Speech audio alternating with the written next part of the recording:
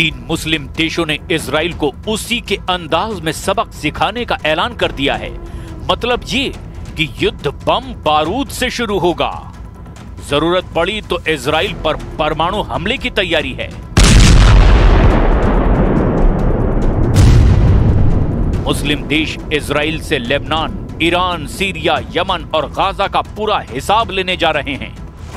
Netanyahu के लिए ये युद्ध बिल्कुल भी आसान नहीं, क्योंकि इस बार ट्रंप भी साथ देने को तैयार नहीं। वेस्ट बैंक पर छिड़ा गाजा से भयानक युद्ध। 22 मुस्लिम देशों का इजराइल पर हमला।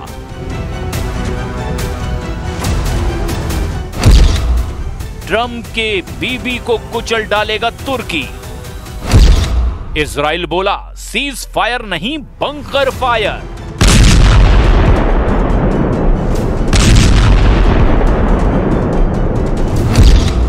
यूक्रेन से पहले खाड़ी में तीसरा विश्व युद्ध।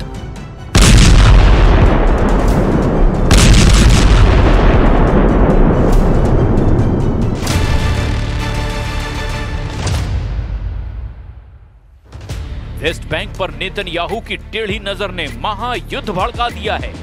इजराइल की हरकत से ट्रंप के भी होश उड़ गए हैं। प्रेसिडेंट ट्रंप ने सफाई भी दी है कि इजराइल कुछ नहीं करेगा, इजराइल वेस्ट बैंक से दूर ही रहेगा। लेकिन ट्रंप की सफाई अरब देशों को हजम नहीं हो रही है। अरब वर्ल्ड इजराइल को जला डालने के लिए उतावला हो रहा है। खाड़ी का नया बारूदी बखेड़ा महायुद्ध की शक्ल अख्तियार कर चुका है, जिसमें इजराइल फिलहाल अकेला दिखाई दे रहा है, जिसके खिलाफ खाड़ी के 3 सबसे ताकतवर देशों ने जंग का ऐलान कर दिया है। सऊदी अरब ने धमकी दी कि अगर इजराइल ने वेस्ट बैंक की तरफ देखा भी तो उसे धरती से मिटा दिया जाएगा। कतर ने ऐलान किया कि अगर नेतन्याहू ने वेस्ट बैंक पर कब्जा किया तो इजराइल को कोई नहीं बचा पाएगा। संयुक्त अरब अमीरात ने वार्निंग दी कि वेस्ट बैंक पर इजराइल के कब्जे की कोशिश महाविनाश की वजह बन सकती है।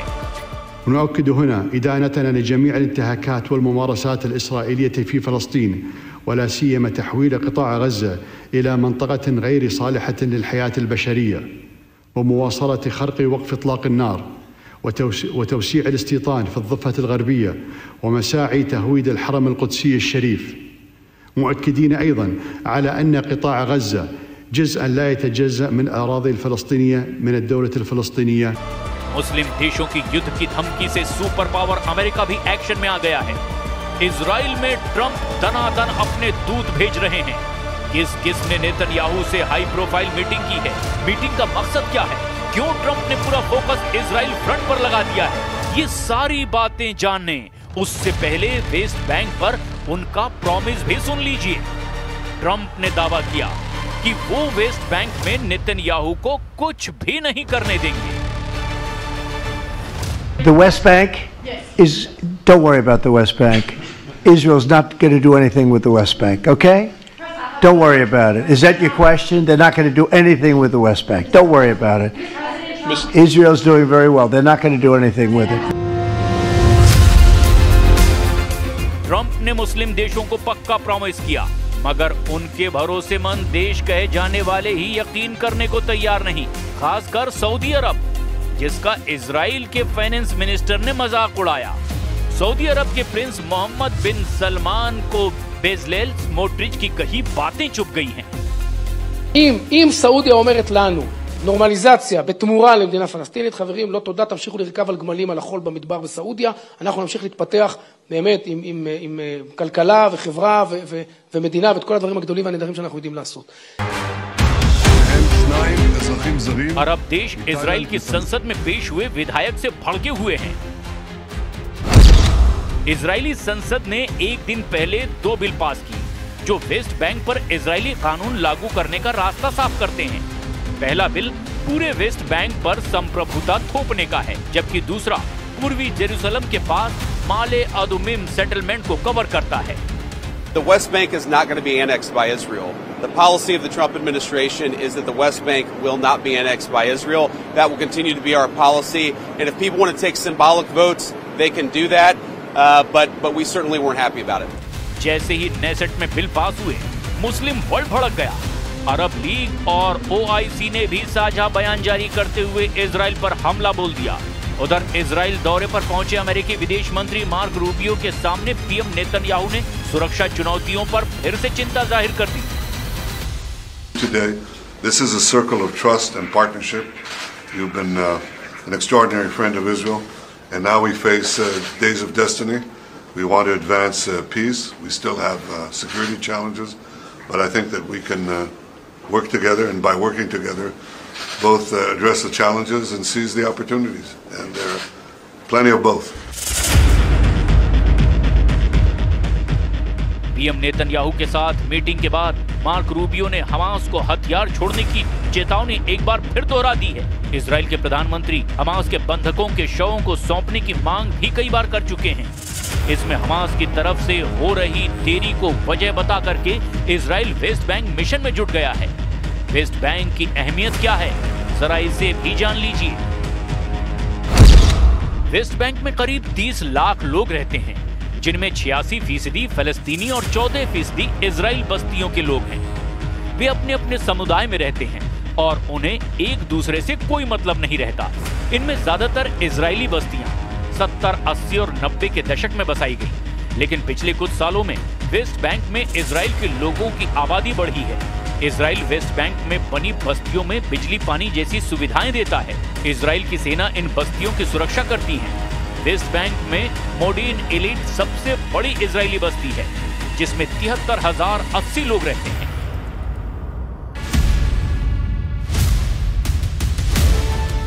इजराइल ने अगर वेस्ट बैंक पर भी कब्जा जमा लिया तो फिलिस्तीन देश के लिए कोई जमीन नहीं बचेगी। इजराइल ऐसा करने के लिए सभी कोशिशें करेगा, क्योंकि नेतन्याहू पहले ही कह चुके हैं कि इस धरती पर फिलिस्तीन नाम का कोई देश वो बनने ही नहीं देंगे। पीएम नेतन्याहू ने गाजा युद्ध को मुक्ति युद्ध का नाम देकर के खतरनाक संदेश दिया है। ימי מבצע עם כלבי נגד איראן הדגשתי את הייעוד הנשגב שנטוע במורשתנו עם כלבי יקום. כך באשר למערכה כולה, זוהי מלחמת התקומה של עמנו כהמשך ישיר למלחמת העצמאות. אנו גם עומדים לפני חלוקת עיטורי גבורה וצל"שים לחיילינו ומפקדינו הגיבורים. כפי שהיה במערכות צבאיות קודמות, עיטורי המערכה הנוכחית יישאו את השם הרשמי.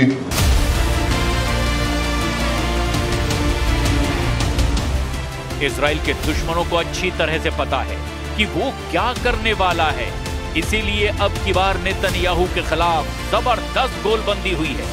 कोई शक नहीं कि युद्ध का खतरा बहुत ज्यादा बढ़ चुका है। पश्चिम एशिया में तनाव बहुत ज्यादा है, क्योंकि डोनाल्ड ट्रंप ने अब वेस्ट बैंक को अपनी नाक का सवाल बना लिया है। ट्रंप ने नेतन्याहू को क्लियर मैसेज दिया कि वेस्ट बैंक युद्ध में वो इजराइल का साथ नहीं देने वाले। तो फिर इजराइल का क्या होगा? फरवरी 2025 से इजराइल से युद्ध की तैयारी कर रहे एर्दोआन क्या पहला हमला बोलने वाले हैं?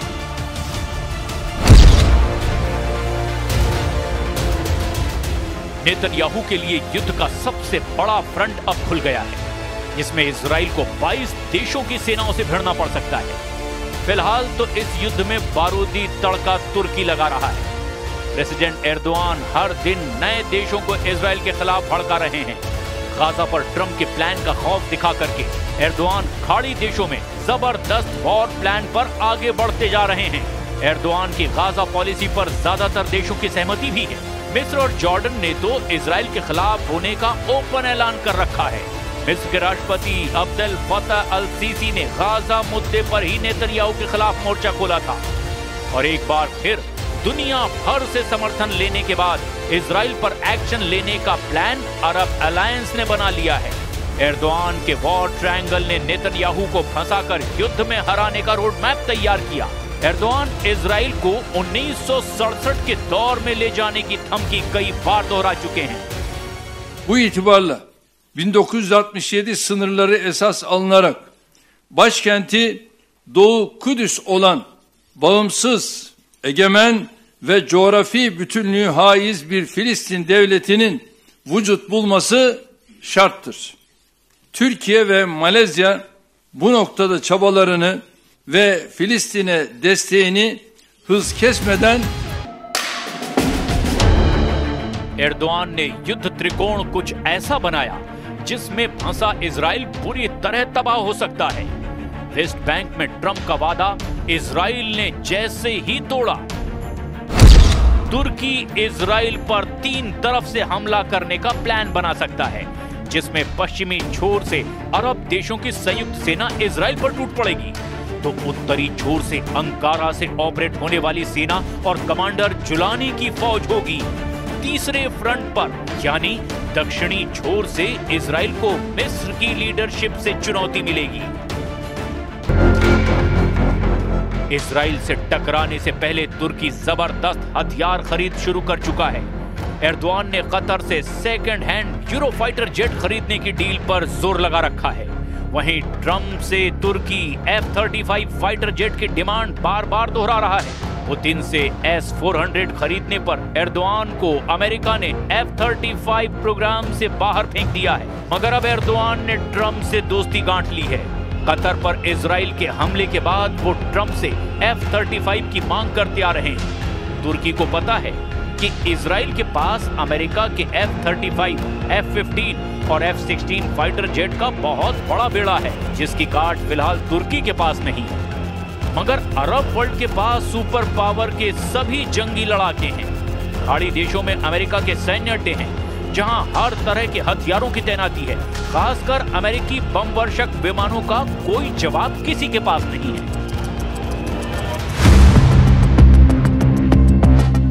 खाड़ी में अमेरिकी सेंट्रल कमांड जब बहुत ज्यादा एक्टिव होती है तो फिर कई देशों में खलबली मच जाती है, क्योंकि सीक्रेट एयरबेस से लगातार रात में उड़ान भरी जा सकती है।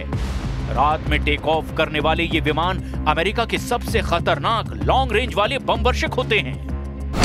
अमेरिका की बॉम्बर फ्लीट के सबसे खतरनाक विमान कुछ मिनट के अंदर ही वॉर मोड में आ जाते हैं। B-1 बॉम्बर, B-2 बॉम्बर और B-52 बॉम्बर, परमाणु बम गिराने वाले ये तीनों जहाज सिर्फ ट्रंप के ऑर्डर का इंतजार करते हैं। B-1 बॉम्बर, B-2 बॉम्बर और B-52 तीनों जब उड़ते हैं तो समझ लीजिए दुनिया में कोई ना कोई वॉर जोन एक्टिव हो जाता है। अमेरिका का सबसे पुराना लेकिन सबसे खतरनाक बम वर्षक B-52 जब ये रनवे पर चलता है तो और ज्यादा विध्वंसक नजर आता है। अमेरिका का B-52 32,000 किलो के बम लेकर उड़ता है। ये एक न्यूक्लियर बम वर्षक विमान है। 8 इंजन की पावर से उड़ने वाला B-52 दुनिया का सबसे पुराना और सबसे खतरनाक बॉम्बर माना जाता है। इस बम वर्षक विमान को अमेरिका हमेशा एक बहुत ही खतरनाक मैसेज के रूप में इस्तेमाल करता आया है। हालांकि अब तक ट्रंप सिर्फ इजराइल के हक में उसके दुश्मनों को अपने हथियारों से डराते रहे हैं, मगर वेस्ट बैंक पर उनका रुख नेतन्याहू से बिल्कुल अलग है। ट्रंप चाहते हैं कि गाजा समझौता किसी भी सूरत में बरकरार रहे, लेकिन इजराइल के इरादे खौफनाक हैं। वेस्ट बैंक में इजराइल डिफेंस फोर्स की एंट्री युद्ध की आग भड़का सकती है, और अगर ऐसा हुआ तो समझ लीजिए कि पश्चिम एशिया से शुरू होगा ऐसा बड़ा युद्ध जो यूक्रेन की जंग से भी खतरनाक होगा, जिसे रोकना ना ट्रंप के बस की बात होगी, ना खामनेई और ना ही एर्दोआन की। एक नया वॉर जोन वेस्ट बैंक से निकलकर इजराइल में बन जाएगा, और फिर वर्ल्ड वॉर का खतरा भी मंडराने लगेगा, जिसमें एटम बमों का धमाका भी हो सकता है।